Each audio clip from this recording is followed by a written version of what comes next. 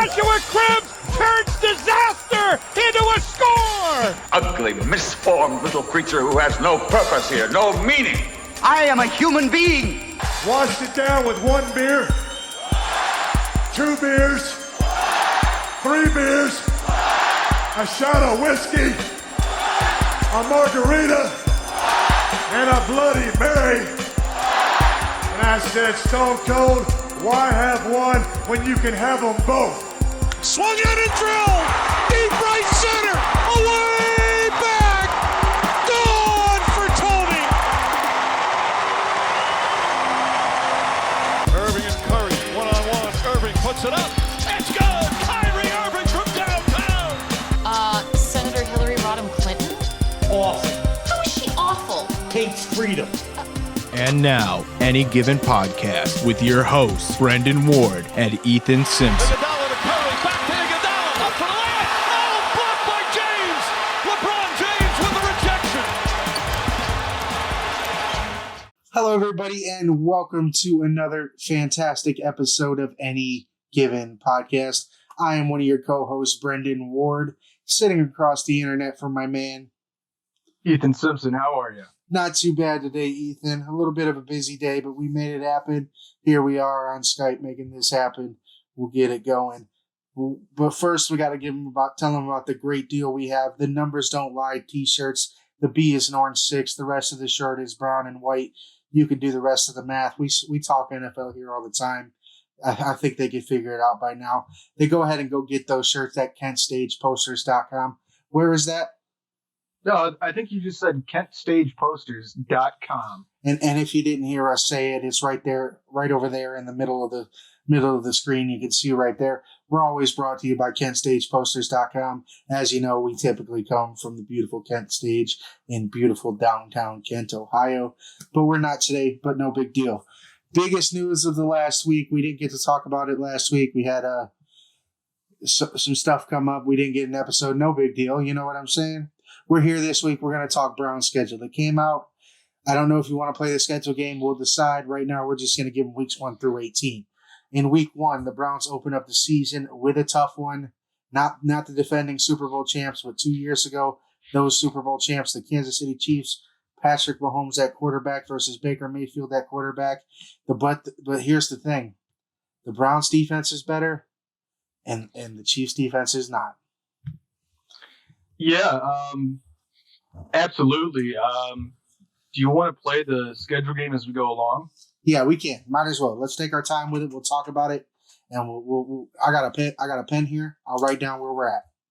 Okay, sounds good. So, starting off with the Chiefs, week 1, a 4:25 game. Always my favorite time because you can watch the early games. But hey, if you accidentally sleep a little longer, or you have things to do in the morning. Maybe you have to go to church or something like that.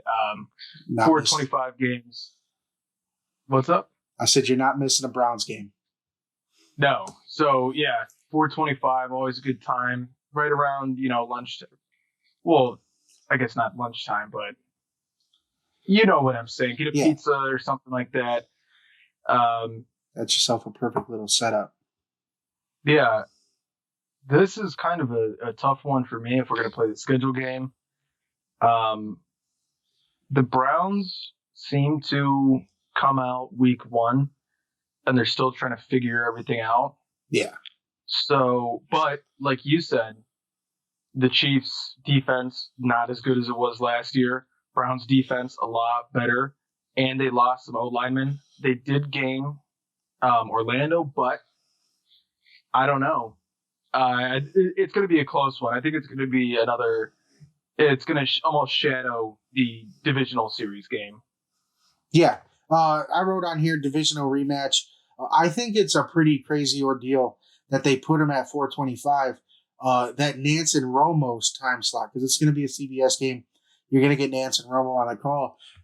To me, that is prime time. That 4:25 time slot with those guys is just as important to the NFL as Sunday Night Football, Monday Night Football, Thursday Night Football, without a doubt to me. But like you said, I think the Browns probably maybe end up losing this game just because they do week 1 on the road. Sure, there's a lot to be said about the continuity, the same head coach, the same quarterback, the same core offense. But the Browns do typically start off slow, so I think they might lose this game. Yeah, I have a feeling it's going to be close, but I'm going to chalk this up for a loss for the Browns. All right, that was week 1. Week 2 through 11, I've got it circled here. All winnable games versus what, in my opinion, are all inferior opponents. Yeah, I totally agree. There's going to be a couple tough ones, but we'll get into those as we go down. Yeah, I just wanted to make the note that the next 9 games, I believe the Browns can win. Or should win. You know what I'm saying on paper. But week 2, you got the Houston Texans, a 1 p.m. showdown. No Watson, potentially, probably, most likely. Yeah, I mean, has there been any more updates on what's going on more than it was a couple weeks ago that it was turned into a police investigation and stuff like that? No, which could mean very good for Deshaun Watson. I think for him, the best thing for him is radio silence on the whole situation. And that's what it's been for about 2 or 3 weeks now, since, like you said, the police said they were opening that investigation. This is a W for me. It might be a toss-up if Watson's on the field, but Roger Goodell tends to be judge, jury, and executioner. Even if there's no criminal charges, 100% expect Deshaun Watson to be suspended for some amount of time, most likely week 2 against the Browns. Yeah, look at this to be a rematch of last year, but even more of a blowout. Yeah, I can see what you're saying. Moving on from that, because I think they win this game too. You got the Chicago Bears, another 1 p.m. start. Both of those last 2 games were at home. The Texans at home, now the Bears at home, a 1 p.m. start. Baker versus Justin Fields is what we got here. What is Justin Fields going to be in the NFL? The Browns get to find out week 3, very early in his career. Well, I mean, look at the track record that every Ohio State quarterback has had in the NFL since, what was it, 84, 85? They haven't done anything. I've said it before. I think the one who could have done something just got the short end of the straw. As in Cardale Jones sitting behind Tyrod Taylor and then going to the Chargers and having to sit behind Phillip Rivers. He never really got a chance in the league. And then he went to the XFL, playing for the Defenders, played great. But then they canceled it, so we're still waiting on The Rock.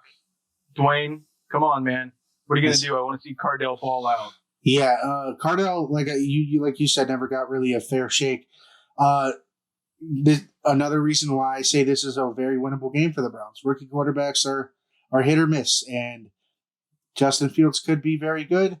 They say his mental is there. The report came out that the mental aptitude test that they give, he scored the highest ever, which I think is pretty impressive. But I think the Browns get a win at the Bears week 3. Yeah, well. I will definitely. Yes, I'll definitely put them down as a W. Because don't get me wrong, Justin Fields, I wouldn't want him on my team, but I think he'll be a pretty good quarterback. Obviously not right now. Obviously not in his 3rd week of playing professional ball, where most of the Browns secondary that we got are veterans. You know, we got John Johnson, we got Hill, we got all these guys. We have just got Jadeveon Clowney. I think the Bears are definitely in a rebuild right now. So, obviously the first season's not going to go as planned for them. Trust me, I know about rebuilds. I've been a Browns fan my whole life. So, yeah, he's going to be a pretty good quarterback down the line, but for week 3, no. I think the Browns are going to smoke him. Yeah, I can see what you're saying there. Moving on, week 4, they take a trip down to Minnesota to face the Vikings. Another 1 p.m. kickoff. Up to Minnesota. Duh. Bad geography by me. Biggest note for this game is the rushing attacks. You got Cook versus Chubb and Hunt. And then Kevin Stefanski's return to Minnesota. Yeah. I'm going to assume the Vikings will do a nice pregame or halftime, like a pregame thing, like deal with any ex-player, ex-coach for the Minnesota Vikings. But I'm going to put that as a W, because if the run game, our run stop defense that we have now with the linebackers we have and with our front line, I think if we can hold them, I think Darren's like Heaton and those guys. Yeah, I could get what you're saying. I think the Browns went out and got some speed to stop a guy like Cook. I said last week Lamar Jackson is the guy they went out and got and stopped, and that's probably more realistic because you see him 2 times. But that translates here to a guy like Dalvin Cook, who has that speed on the outside. JOK is going to be a guy that's able to chase him down, as well as Anthony Walker. And like you said, that run-stopping defense they put in the middle with Clowney and things like that. I truly think this is a W. Stefanski probably already has this game circled. He's already ready for that game plan. He's ready to stop that offense. And you know what? There's no better feeling than beating your old team. People your old acquaintances. You guys are still buddies, but it's bragging rights. Oh, and you always want bragging rights on the friends. That's right. That's how it goes, without a doubt. From kickoff to the final second in the fourth quarter, they're not your friends anymore. Yeah, but before that, before and after, yeah, those are your boys. But that 60 minutes of playing time, you want to dog walk them down the field. Oh, absolutely. And I'm not too sure what the Vikings defense can do against our run game. Yeah, I'm not sure. They're not that good of a defense anymore. I'm taking our quarterback over their quarterback. I'm taking most of our receivers over their receivers. The only receiver, I like Justin Jefferson and Adam Thielen, but I'm taking Jarvis and OBJ and Rashard Higgins over those guys. All around, I see a W here, because they're going to be ready for this game. Did I say Theaton earlier? Something like that, but I meant, you know what I meant. I knew what you meant, so I didn't even bring it up. Moving on from the Vikings, week 5, they head over to Los Angeles, new SoFi Stadium. They play the Chargers. This is another 4:00 kickoff. Biggest notes from this game: Justin Herbert versus Baker Mayfield. The last 2 people to break the rookie touchdown record. Baker at 2, Justin Herbert at 1 after last year. And then you've got Keenan Allen versus OBJ on the outside. Yeah, and this is another thing, like talking about the Bears. They're in their second year of rebuild right now. Yeah. So maybe they don't have it quite as figured out as the Browns have. Mm-hmm. But here's the thing. They do have a veteran wide receiver in Keenan Allen. Herbert's looking good. Their run game's looking nice. Not as good as the Browns, but that's hard pressed when Nick Chubb's pretty much up there as maybe number 1. Yeah, so the run game isn't obviously as good as the Browns, but they do have a pretty tough run game, and they have a lot of veterans still sitting around from the Phillip River era. So I'm going to say they'll give us a little bit of a challenge, but I'm giving the Browns the W on that one. There you go. I want to go W here too, and I will, but I'm starting to get in that mode where they can't win every single one, even if they're supposed to. We're getting there, but I still think they rattle this off and start the season 4-1. Yeah. Yeah, I'll take it. So in week 6, the Cardinals come into town, another 4:05 start, and that's 2 Sooners going at each other, and Kyler Murray and Baker Mayfield, and they also have great wide receivers. So, I get it. Larry Fitzgerald is not the same Larry Fitzgerald he was when they played against the Steelers in the Super Bowl, or even as he was when, 4 years ago. Yeah, but Obviously, go on. I was just going to say, but they also signed A.J. Green and have Christian Kirk on the roster. That's what I was, yeah. And they have DeAndre Hopkins. So look for that to be a tough one. But what they need to do is just contain Kyler Murray in the pocket, which we have 2 edge rushers that can do that. Because if he's in the pocket, he's not big enough to throw over his linemen. Take away his field of vision. Yeah, and if you contain him in the pocket, he can't roll out and throw it like he normally does. So he's kind of screwed there. I do believe it's all about containing here. Like you said, the two Oklahoma quarterbacks, the last 2 to win the Heisman there at Oklahoma.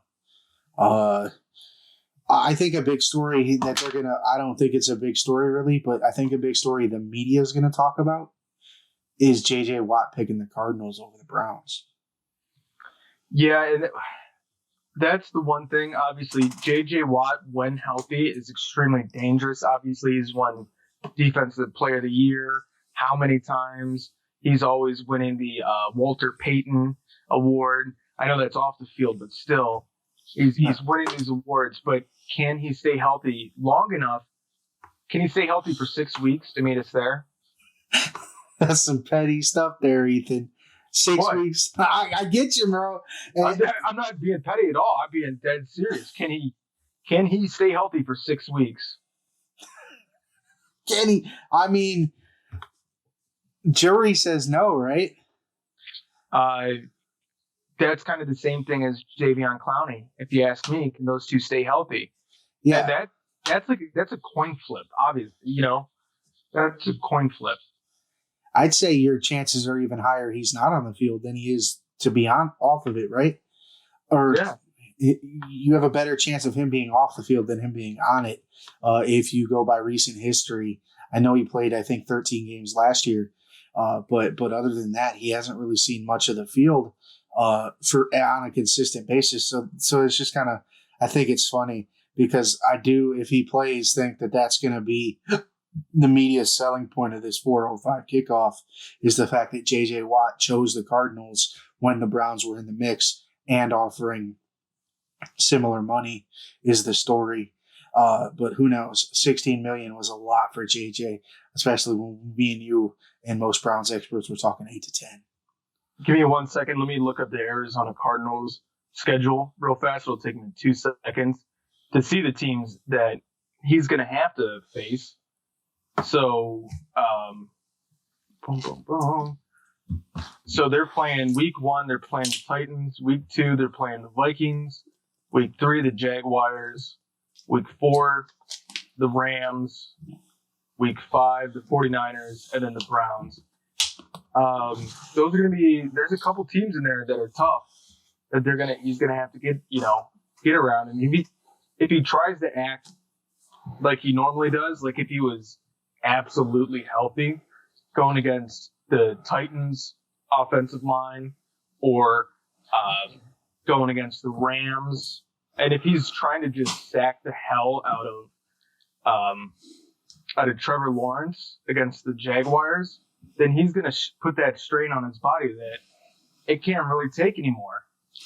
Not to even mention that we get them off of them playing a division game, right?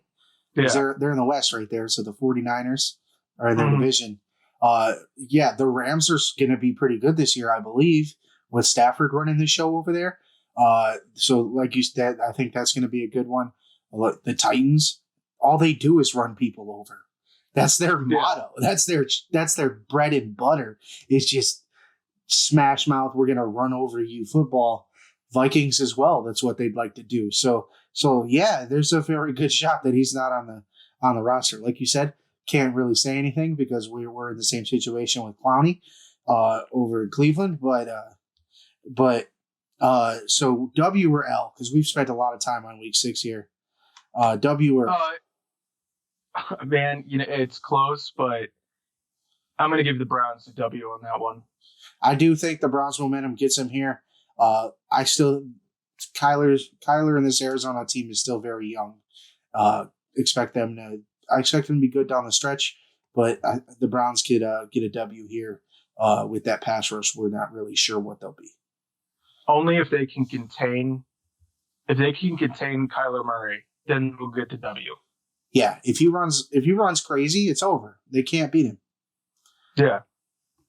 Because when he starts rolling out, then the secondary starts breaking up. These receivers know what he's going to do when he does it before, obviously, the defense, and it'll be one of those games. It's almost like playing the Ravens, kind of. Yeah, it's very similar. The good thing is like I said, the Browns built their defense to stop quarterbacks like that, I believe. Yeah. It helps them in week 1 against Patrick Mahomes too. We never said that, but what you got for me week 7? Week 7. Oh, my bad. Week 7. Denver comes to town for an 8:20 Thursday night football start. You got to remember, Denver. They haven't officially announced who's going to be their starting quarterback between Drew Lock and Teddy Bridgewater. You got to think Teddy Bridgewater has to be the starting quarterback, right? Yeah, probably. My notes on this are exactly that. Who's the quarterback? I put maybe Baker versus Bridgewater. Maybe Baker versus Rodgers. Maybe Baker versus Locke. Yeah. Those are your selling points. But I also put not sure why this is a primetime game, ? Yeah. There's quite a few other games they could have made primetime. Give me Thursday the following week. Yeah. You want to do a Thursday night game? Yeah, the Steelers. Or everybody wants to talk about how Joe Burrow's supposedly better than Baker. Give us that game then. Let's see what the hell happens there. See how that goes for you. Hell, give me Thursday the week before. Oh, yeah. Yeah. But this game this the one game I looked and was like, why? Why is this? I mean, if they trade for Rodgers, then it's instantly boom, boom, boom, boom. Best game of the week, probably. Because the Browns could be on a roll. You got NFC favorite or a big favorite to uncrown he'd be in the AFC West at that point. Uncrown the Kansas City Chiefs in the AFC West in Denver. So that'd be a big selling point. I think this is a W because they don't trade for Rodgers, and I don't give a damn who they bring out at quarterback between Locke or Bridgewater in this game. Mm-hmm. I mean, what does Denver's offense really have besides Jerry Jeudy and Melvin Gordon? Jerry Jeudy, because I wouldn't even call Melvin Gordon a weapon at this point. I know, that's what I'm saying. Like, the two names that stick out to you on that roster is Jerry Jeudy and Melvin Gordon. I do like Cortland Sutton. Yeah, but I mean... But nah, I get what you're saying. Noah, you going to be scared of Noah Fant? No. Fant. I don't know. I tried to make a reference. Almost had it. You should have said no. Yeah, no. There you go. Almost had it. Dropped the ball at the end there. And this is another one where their best pass rusher. What are the odds he's on the field by week 7? Yeah. He's coming off an Achilles, bro. Yeah. I mean, they have, like you said, coming off an Achilles, they have some defenders out there. But yeah, they're coming off of injuries and whatnot. So, and with our offensive line, how stacked it is, I'm not worried about knows? any. I'm not worried about any defensive line in football. no, Not a single one. maybe like the Rams, just because they have Aaron Donald, not Darnold. Okay, the only time the Browns are going to have to play him is Super Bowl. Yeah, I know. Hey, I'm just That's what I'm saying. Like, if it comes down to it, but going down their schedule, there's not a defensive line here that I'm that scared of. T.J. Watt in Pittsburgh, maybe. That's it, really. And I know maybe the Cardinals' defensive line is probably the second best defensive line they play, or it's probably the best defensive line they play. And then the Steelers. But I think this is a W in Week 7, without a doubt. Steelers Week 8, first divisional game of the year, 8 weeks into the season. It's a boring 1 p.m. kickoff. I won't say boring because I guess that's AFC North football. Just throw them at 1 o'clock on a Sunday and let them beat the crap out of each other. yeah. I mean, like I was saying about the 4 o'clock games, I enjoy the 4 o'clock games, but 4 o'clock games are great just because, say you were doing something the night before, or whatever that may be for some people, you know what I'm saying. But, and then, you got to wake up because you got to get up at 11 to watch, Browns live, and then you go into the CBS thing, and then you go into the game, and it's kind of a whole ordeal. If you miss it, you miss some things they talk about, like with Bob Golick and Josh Cribbs and those guys and Hanford Dixon, which is fun to watch the old Browns guys talk about this compared to listening to the national CBS guys talk about it. But I do enjoy the 1 p.m. games because it is fun sometimes eating pizza 1 p.m. But yes, so the Steelers come into town. Big Ben, this is another thing. Is he going to be on the field? And if he is on the field, you know how in The Nightmare Before Christmas, the doctor's always sewing up Sally because her arms keep falling off and shit? Yeah. That's Big Ben. Yeah, like, I'm not scared of the Steelers, not one bit. Numerous times we've been on record saying they finished last in the division this year. Noodle arm, bro. This is, what am I worried about in this game? TJ Watt, and that's it. Maybe Minka Fitzpatrick. Yeah. Yeah, maybe Minka. But even then, there's so much you can do to avoid him. Personally, he's a safety. Stay out of the middle of the field. You'll be all right. Run him over with Nick Chubb. You'll be all right. Plus, he's only there for 1 more year anyways. They can't afford to pay him. TJ Watt might not even be there after this year because I'm not sure where they're going to find money. They don't have any. So I'm not worried about him this year. Ben's noodle arm, another W. I think the Browns are on a roll. We've got them winning 6 straight after losing week 1. And depending, there's a few question marks there though. Yeah, there's a lot of things that could bounce the other way. Yeah, with like the Cardinals or the Chargers, depending on how it goes. That could, because when they go to Los Angeles, they're leaving Minnesota and flying to Los Angeles.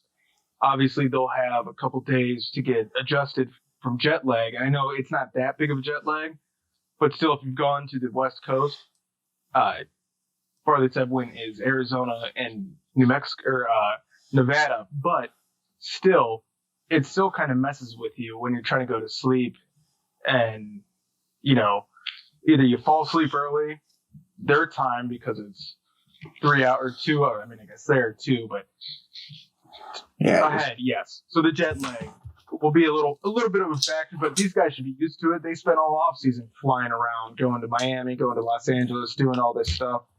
So they should be used to that. But yeah, I'm giving the Steelers a loss. Yeah, I got you there. I got you there. Week 9, they go to Cincinnati after playing the Steelers at home. A second divisional game in a row. Like you said, this is the Baker versus Burrow debate. At this point, we still don't know what Burrow's going to be post-injury. So, but I still think the Browns are a better team. You've got Burrow and Mixon.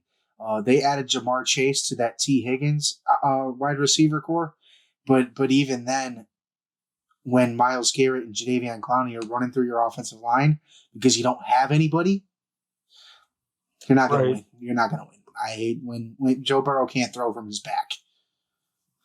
Right, and his first year, his left knee already gets torn up. Sam Bradford's the only person that made a long career after losing his knee his first year. And then one day he just was like, whatever. Like he didn't announce retirement. He didn't do anything. Like he just disappeared. I haven't heard anything about Sam Bradford. When you sign like 9 $30 million contracts in a row, you can do that. Right. He's just like, all right, whatever. I'm out of here. Yeah. You can just walk away. Wish Tim Tebow would do that. Well, I mean, let's see how he does. I don't know. More power to him. He might be the best tight end on that roster. Yeah, but, instead of trying to get into Major League Baseball, you should have just switched it back then. 10 years ago? Yeah. You should have just been like, hey, okay, I'll be a tight end now. Quarterback's not working. That's the thing. He's what, 33? Yeah. He's not that old, but when you're talking football years and all that, you're starting to get up there. Yeah. New position after being so long out. And I'm sure he's in incredible shape. He's always been. He's an athlete. But it's going to be hard. It's different. Oh, and I knew something was fishy before they announced that Urban Meyer was going to be the coach of the Jaguars. But, the rumors were out there. And all of a sudden, right after spring training, he just happens to quit baseball. Yeah. Like, he might have known something we didn't. Maybe. They were talking about it one night on Urban's yacht. Right, something like that. Eating Papa John's. Shoot. So we got a W for week 9 against the Bengals. Yep. This has turned into the schedule show. No problem with me.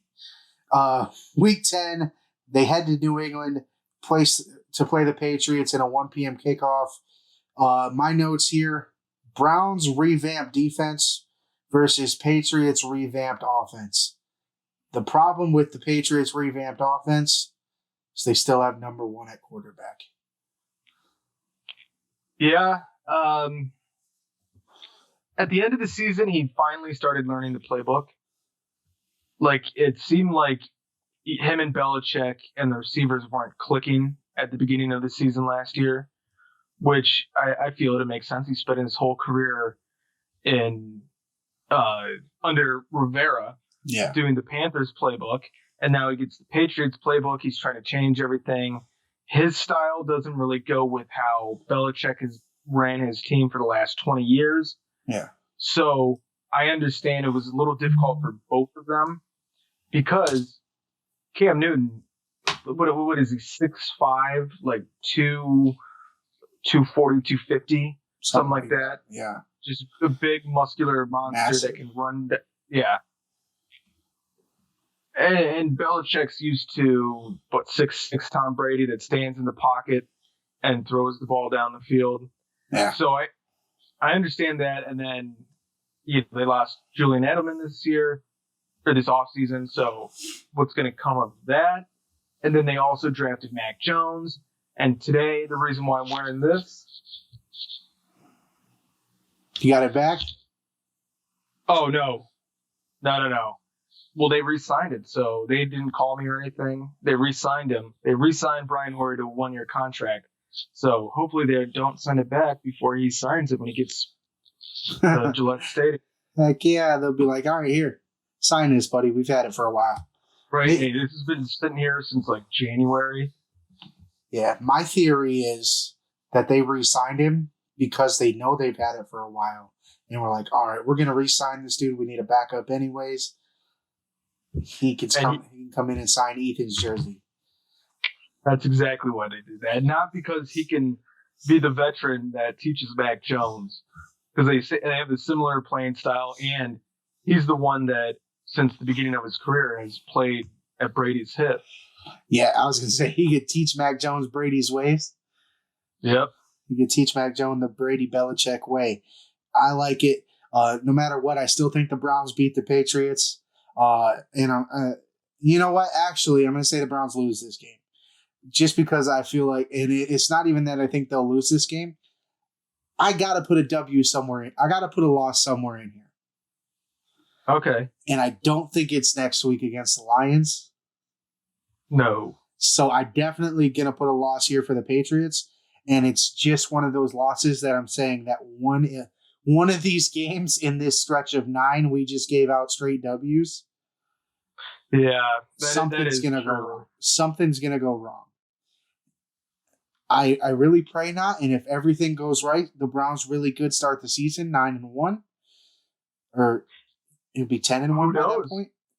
10-1. Last season, how did the Steelers start off the season? I mean, they started 11-0. And really, like you said, with how we expect the Browns to be and what we expect the Browns to do to compete, week 1 should be a toss-up too. The Browns could start 1-0 against the Chiefs.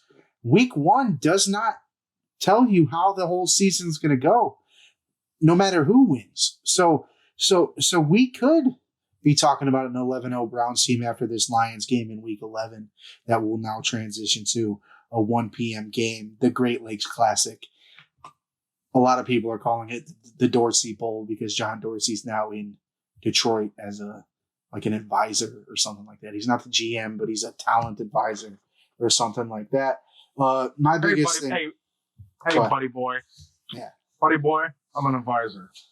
My biggest thing here is, what is Goff going to be in Detroit that Stafford wasn't? How is this team better with Jared Goff on the roster than they were with Matt Stafford? And say it. Go on. No, say it for me because I know what you're going to say. They need to work the same thing with Matt Stafford. They need offensive linemen.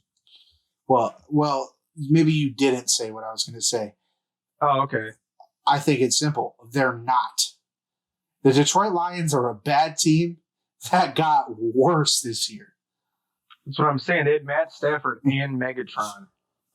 Couldn't do anything because they wouldn't build around they weren't building past these two. This roster might be worse than their 0-16 roster. Yeah, it's not going to look good for the Lions. It's just, that's just how the Lions team seems to go.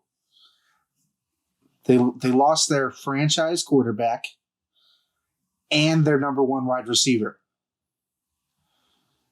So they better hope DeAndre Swift is really good.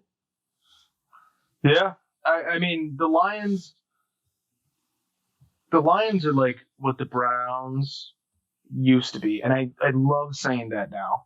It's one of my favorite things to say.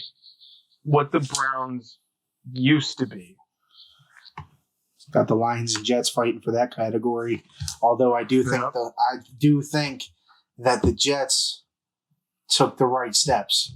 I really like the hiring of Robert Saleh because if I wanted him in Cleveland, if not Kevin Stefanski. Actually, to own up to it, I probably wanted him more than Kevin Stefanski last year, but I'm very happy we got the guy they got the guy they got. Where was I going with that? I completely lost my train of thought. The Jets. Yeah. The Jets. I do think, and Zach Wilson, me and you both agree, arguably to us, could be the best quarterback to come out of this draft. Oh, absolutely, yeah. I watched Justin Lawrence, his Trevor Lawrence, not Justin Lawrence. I watched Trevor Lawrence and Justin Fields, both their pro days. They looked pretty good, but I don't know. I like Zach Wilson. I really do like Zach Wilson. That's why I said it. We say that about the Jets, but I do think they're the bad team that took the best steps forward. The ETN pick by the Jaguars is what throws them off. for me because they already had the near rookie of the year at running back in James Robinson. So what the hell is ETN going to do? But moving on from week 11, because we both think that's a W, I believe this is where the back half of the schedule and the tougher stretch of the Browns schedule begins with week 12 on Sunday Night Football in Baltimore against the Ravens. First of all, it's a primetime division game. Lamar has been their kryptonite for the last 3 years, but they built a defense to stop him now. Yeah, last time they were in primetime playing the Ravens, he had the shits, so he had to run to the locker room. But then he just comes out and beats the Browns in the final minutes. So I'm going to give the Ravens this W because they're also at home. I get you. I'll say they do split the home and home thing this year, so I think this is a loss as well. The thing is the Browns looked like they were going to win that game last year. This year, Andrew Sandejo and whoever the hell was next to him isn't back there for this game. You got John Johnson, Ronnie Harrison, Troy Hill, Greedy Williams, Grant Delpit. All those guys are going to be back there this year. So don't expect that last-minute Hail Mary to happen again this year. But I do think this is an L because they split with the Ravens. I'll give the Ravens the nod at home, like you said, on a primetime game. The Ravens that's what they win primetime games, although I don't think they're going to be, if I had to guess, the Ravens are going to finish the year 9-8, 10-7, maybe 11-6.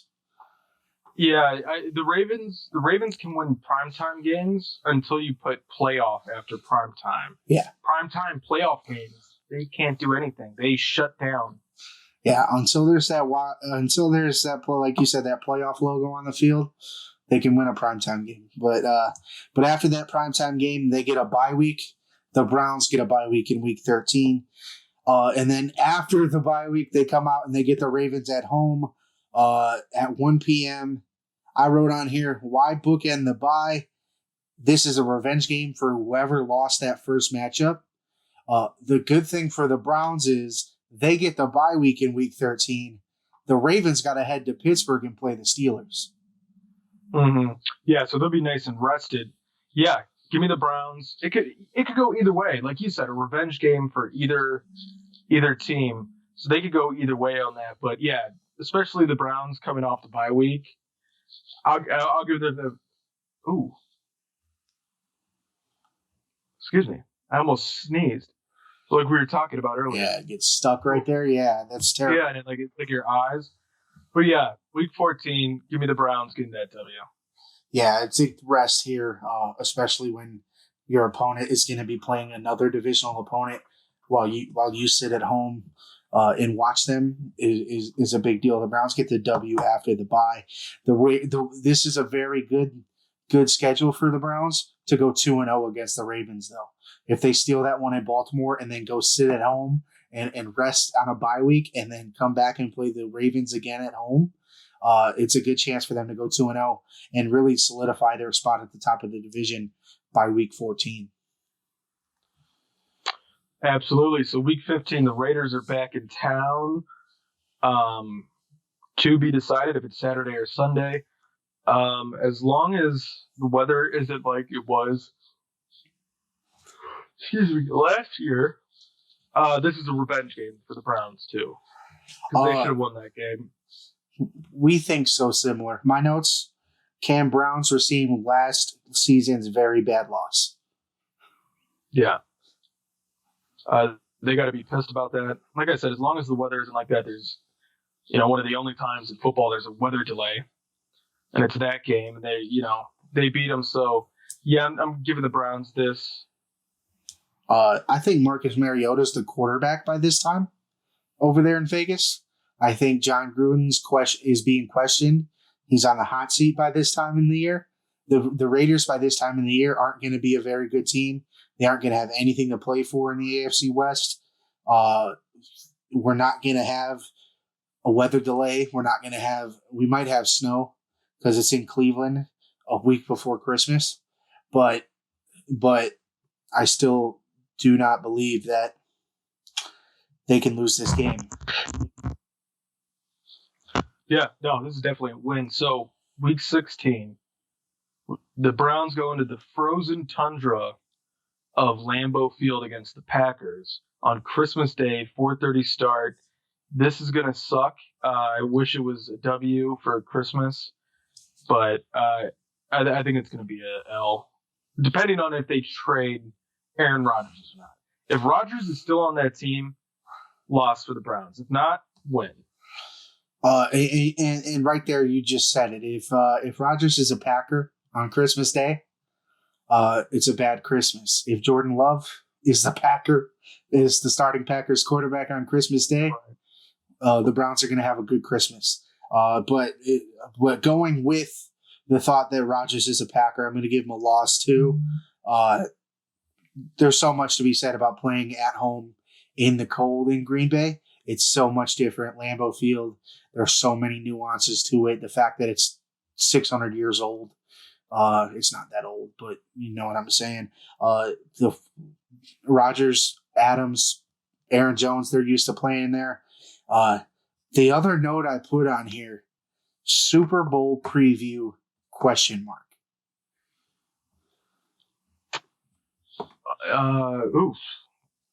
I would say here's where the question mark comes in. Possibly. Because you got to see what is happening down in Tampa Bay. Oh, I agree. Before making any assumptions of what's going to happen in the NFC, and then you're going to have to see what's going on in the city. Oh, I agree. Both, like you said, the two conferences run through those two teams as it stands right now. Obviously, they were the Super Bowl matchup this year. And so many times we put Rodgers and the Packers up there as that Super Bowl favorite, and they've been to two. He's only won one. As long as they're not kicking that field goal. Yeah, as long as they don't choose to kick a field goal down 9, but who knows? But I think an L here if Rodgers is on the team, just because it's at Lambeau Field in inclement weather, most likely. Following the Christmas Day primetime matchup, they get Monday Night Football at Heinz Field in Pittsburgh against the Steelers. I wrote on here, division rival game. I'm not worried about the Steelers in this game. What I'm worried about is the fact that you just gave your all to try to beat the Green Bay Packers the week before. Mm-hmm. Yeah, that makes sense. I totally agree with you because you put everything out on the field Christmas Day, come back a week later, and you got to sit there a night game too against the Steelers in Pittsburgh. I understand same kind of weather, Pittsburgh and Cleveland, a lot different than going up to Green Bay, but this is another one that depends on who's under center for the Steelers. I agree. I don't care who's under center for them. I'm going to give the Browns a W here. I think the Browns are going to be a good enough team to where those hangover type issues you see with a young bad team aren't really going to be that big of an issue. It's just important to bring up. The thing is moving on to the final week of the season, week 18, with the Bengals, with only a couple minutes left in our show. 1 p.m. kickoff, week 18. You're going to call me crazy, but the Browns lose this game. Okay. Yeah, you're going to give them a loss here? Yeah. Do you think it's because they're coming off of 2 weeks where they've been fighting on the field? No. And then, no? I think it's because they win the division in week 17. And they sit the starters. And nobody plays in week 18. Okay. Yeah, I wouldn't mind it. I guess Case Keenum can beat the Bengals with Kareem Hunt back there or Dearness Johnson back there still with a core wide receiver crew of Rashard Higgins, Donovan Peoples-Jones, and Anthony Schwartz. So I still think they can beat the Bengals in that situation. But I do think here in Week 18, you're not going to see OBJ, you're not going to see Juice, you're not going to see Baker, you're not going to see Nick Chubb, no Myles Garrett, probably no Denzel Ward. Guys like that you're not going to see on the field in Week 18 because the Browns are already going to be AFC North champions. That makes complete sense. Now, I didn't even think of that until you just said that. So that actually makes complete sense. All right, so we finished up the season. Let's tally it up. We got 1 loss, 2 loss, 3, 4, 5. So we got the Browns going 12-5, and that's throwing in a loss where we might not feel there's a loss in that weeks 2 through 11. The toss-up game in Week 1 with the Chiefs we said would probably be an L. We got the Ravens, who I believe they could still have a chance to go 2-0. We got an L in there. And then we got an L against the Packers and the Bengals in the last week of the season. Okay. I mean, hey, that's still a great record right there. 12-5.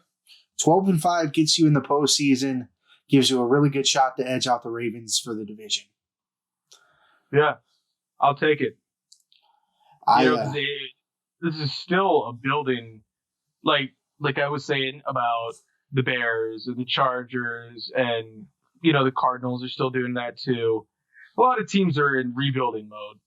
But I think I get it. We're going into year 2 with Kevin Stefanski.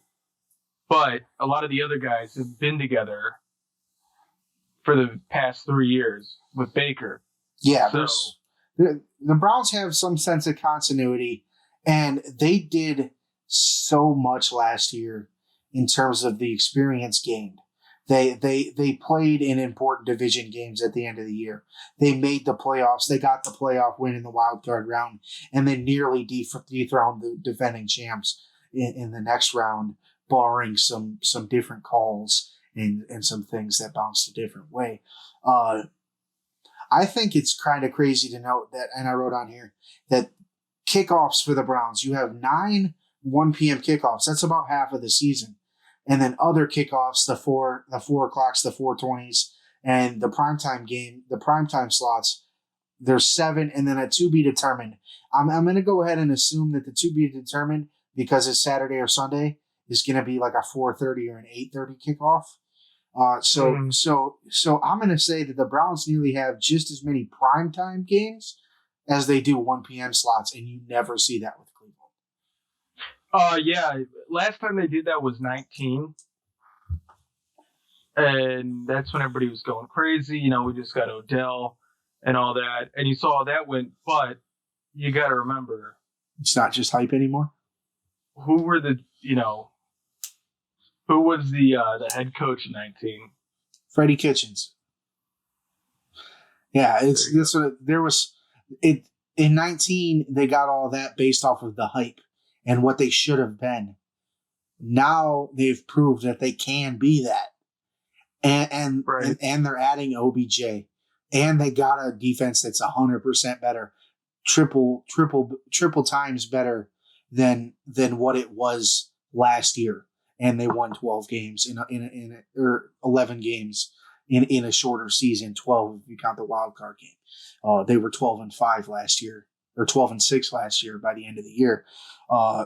So to think that they could win 12 games in 18 weeks, I believe is very feasible for the Browns, especially when, if you're not naming the Kansas City Chiefs as the Super Bowl favorite, then it's probably Cleveland. And that's not even just a homer thing. That's just common sense right now. I guess you could probably say the Ravens or some other homer pick, maybe the Titans or whoever comes out of the South. That's going to be a terrible division this year. Yeah, but I mean, the Ravens, they still have never really proved themselves in the playoffs. And I understand the Browns won 1 playoff game since 94. I get it. But here's the thing. They came out and performed the way they should against division rivals with a guy who has literally kicked the living shit out of the Browns since 2004, 2005. Yeah. 2005, right? Yes. 05. Yeah, there's so much to be said about the fact that they won a playoff game in a stadium they haven't won but like one or two times in 2 decades. They literally made the man cry. They made the man cry, but like they haven't won but once or twice there since the turn of the century, bro. Yeah, pretty wild. Hey, I'm excited for the future for this Cleveland Browns team because if everything goes the way it is, green light go, baby.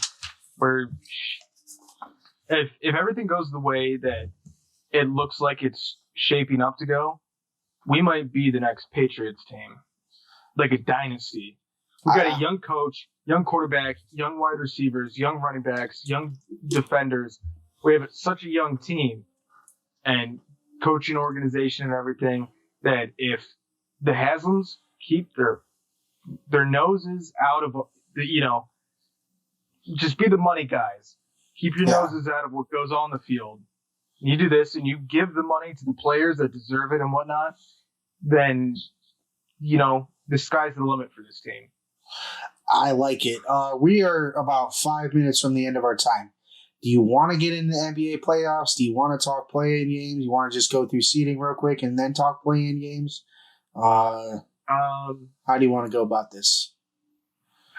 It's a tough one. That took a little longer than we thought, but that's the schedule game. It's always one of my favorite games to play. It's always fun, and it's football sells its king for a reason.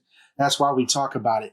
Here, I'll just rattle off your seedings for both conferences real quick, and then we'll get into the playoff games. Over in the West, we got the Utah Jazz at the 1 seed, Phoenix Suns at the 2, Denver Nuggets 3, Clippers 4, Dallas Mavericks 5, Portland Trailblazers 6, Lakers 7, Golden State Warriors 8, Memphis Grizzlies 9, and the Spurs at 10. Yes, there are 10 seeds in this year's playoffs because of the play-in games. And then over in the East, you got the Sixers at 1, the Nets at 2, the Bucks at 3, the Knicks, surprisingly, for the first time in a while, at the number 4 seed, the Atlanta Hawks at the 5 seed, the Miami Heat, who were in the finals for the East last year, at the 7 seed, or at the 6 seed, just avoiding the play-in. And then your play-in guys, you got the Celtics at 7, the Wizards at 8, the Pacers at 9, and the Charlotte Hornets at 10. The play-in game, the play-in tournaments start on Tuesday. Everybody kind of thought that this was a bad idea. LeBron came out and said last week he hates it. The person that thought of it should be fired. I personally like it because I think you got some fantastic matchups. In the East, their games are on Tuesday. You got the Charlotte Hornets, their 10 seed playing their 9 seed at 6:30. The winner of that game ends up playing the loser of the next game for the 8 seed in the second round of the play-in tournament. And then the game of the week, or the game of the play-in tournament for the East, you got the Wizards playing the Celtics at 9 p.m. on Tuesday. Winner of this game, 7 seed, goes and plays the Nets. Loser gets another chance to play the winner of the other game for the 8 seed.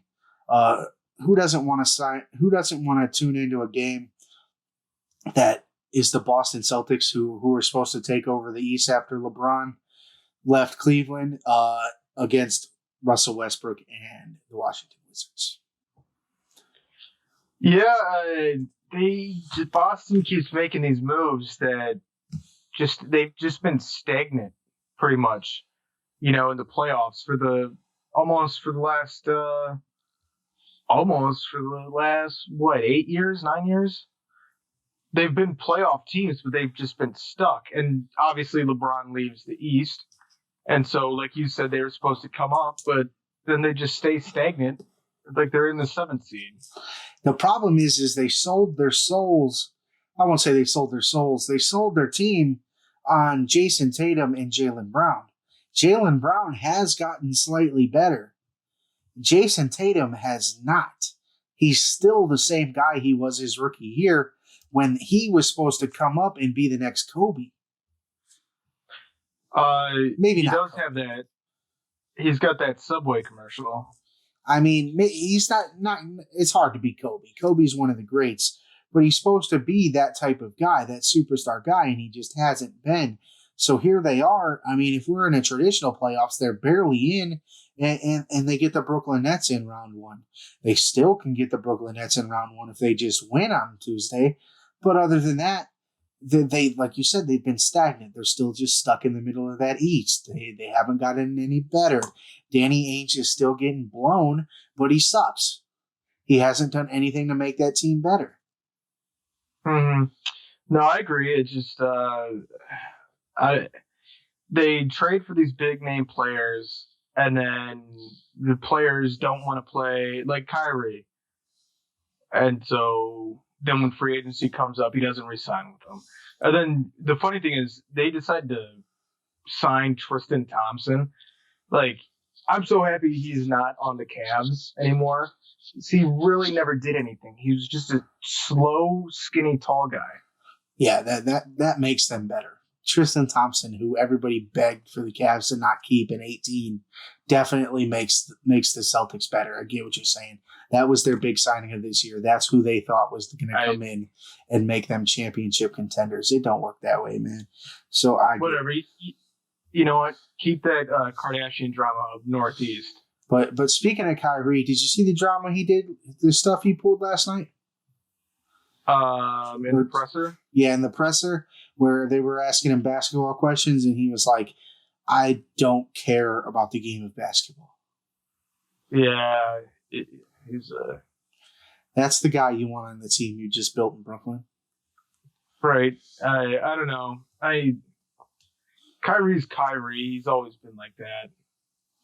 It seems like ever since after 16, when they won the championship in Cleveland, like his mind, he's slowly just losing his mind.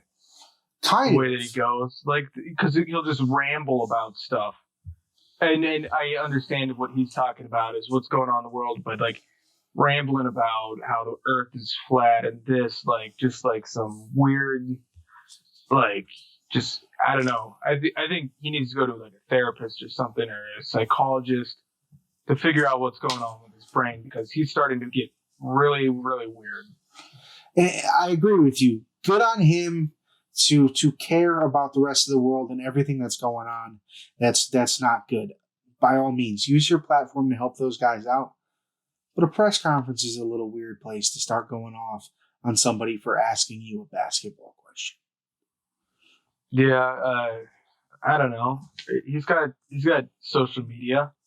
Well, that's what I'm saying. Use any sort of platform. Call a press conference yourself. But don't be mad that in a post-game press conference, you got to ask the basketball question.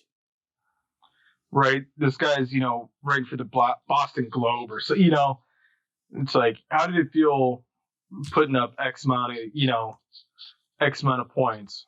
Well, I'm not really here to talk about it.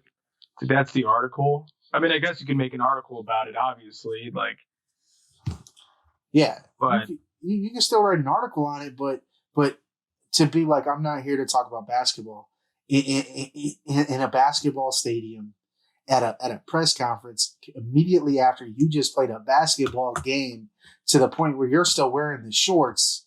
It is, and you got people and the journalists, like you said, that are there, that are particularly there to cover this damn basketball game. It's just wild to me, but that's not the story we got here. The West play-in tournament we got to get to. That is on Wednesday. The San Antonio Spurs go to Memphis to take on the Grizzlies. That's the 10-9 matchup at 7:30. Same rules apply. The winner of this game gets to go on to round 2 to try to get the 8 seed over whoever loses the next game. The next game is going to be the game of the tourney. You get the Golden State Warriors against the Los Angeles Lakers. When they dreamed up this play-in tourney, I don't know if they ever thought this would be the matchup they got, but they certainly do. Whoever wins this 7-8 game gets to go and play Phoenix. Whoever loses gets that second round matchup.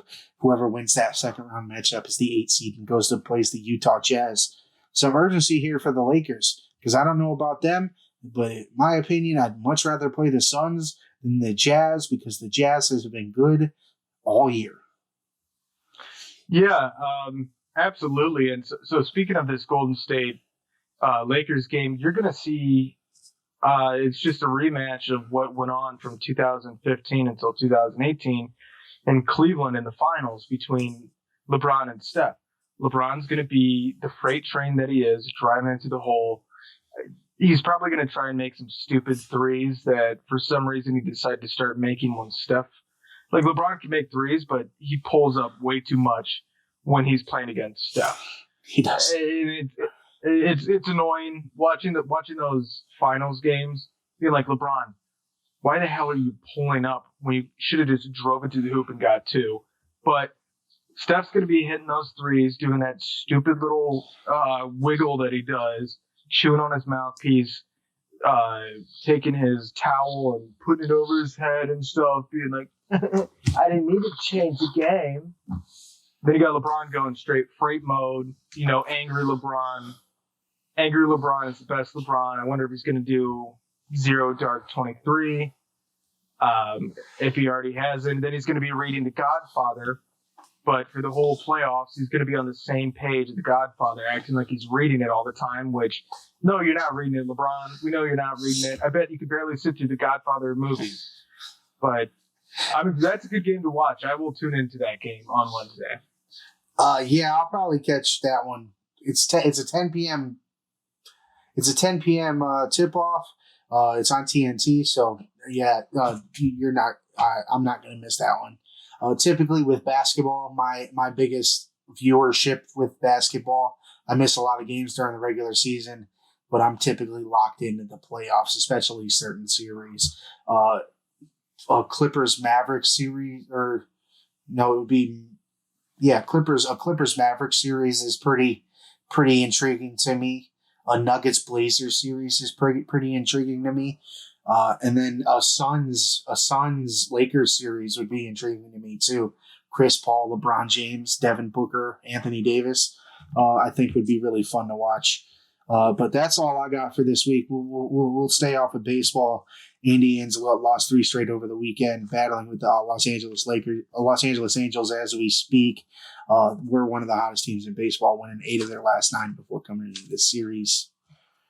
That's really all there is to say about baseball. Yep. Alrighty. So, anything else you got? Where can they follow you? You can follow me on Twitter at ETHSimpson, CGOD. You can follow me on Instagram at ETHSimpson. You can follow my main man at BWardCLE on Twitter, at B.Ward52 on Instagram. Go ahead and follow the podcast on Twitter at PodcastGiven. Look soon. We're going to be doing a giveaway. Instagram at Any Given Podcast. Facebook.com/Any Podcast. Might do it on there as well. Do not forget to subscribe to the YouTube. That's very integral as well. Most important part of it, hit the subscribe button. You're already watching us. Might as well hit the subscribe, leave a comment. Have fun with us. We'll answer you. I sit here. I'll answer you. We'll have some fun. We'll say a joke. I'll say something back. Want to talk crap? I'll talk crap back. We'll have fun together. We'll make it happen. But that's all I got for you. Thanks for tuning in to Any Given Podcast. You have a wonderful, fantastic rest of your week. One last thing I wanted to say. Sorry, before we get out of here. We didn't say the F word once. We did very good. Almost did. I almost did a couple times, but I think I said the D word a couple times. I did. I said shit, but you're allowed to say that on TV, so technically this is TV. I'm pretty sure you're you can watching it on YouTube. I'm pretty sure you can say damn on TV too. Yeah, you can. It's not one of those seven ones, but let's not finish the episode off by making up for not cussing. All right. Hey, God bless. Stay blessed. Peace.